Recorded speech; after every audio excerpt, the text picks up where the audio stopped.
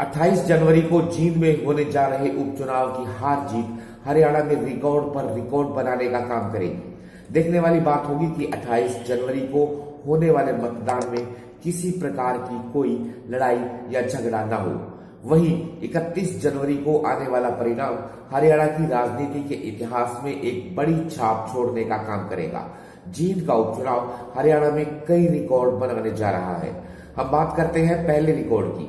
यदि चुनाव परिणाम जननायक जनता पार्टी के पक्ष में रहता है और दिग्विजय सिंह चौटाला विधायक बन जाते हैं तो यह देश के इतिहास में पहला ऐसा रिकॉर्ड बनेगा कि 2 महीने के अंदर बनने वाली पार्टी ने चुनाव जीत लिया।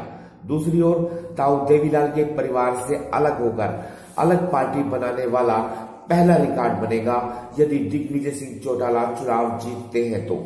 इसके साथ साथ यदि पार्टी चुनाव हार जाती है तो यह भी रिकॉर्ड में कायम होगा।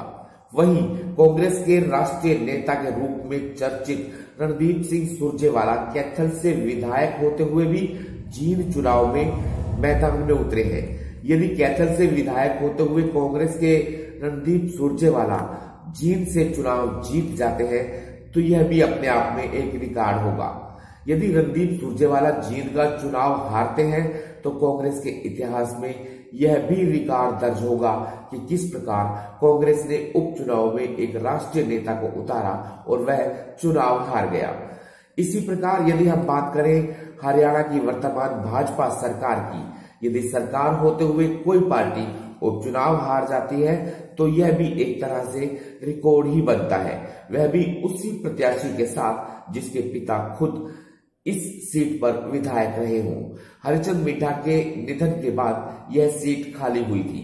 बाद में हरिचंद मिड्ढा के बेटे कृष्ण मिड्ढा भाजपा में शामिल हो गए जो अब चुनाव लड़ रहे हैं।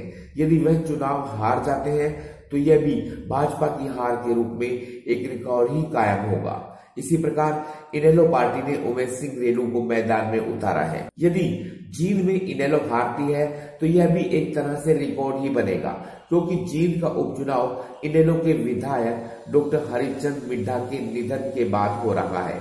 कुल मिलाकर सभी बड़ी पार्टियों की हार जीत का रिकॉर्ड बनाने का काम करेगी। देखना होगा कि 28 जनवरी को जींद उपचुनाव में मतदाता किस पार्टी को दिल खोलकर वोट देते हैं। यह 31 जनवरी को चुनाव के परिणाम ही पता चल पाएगा।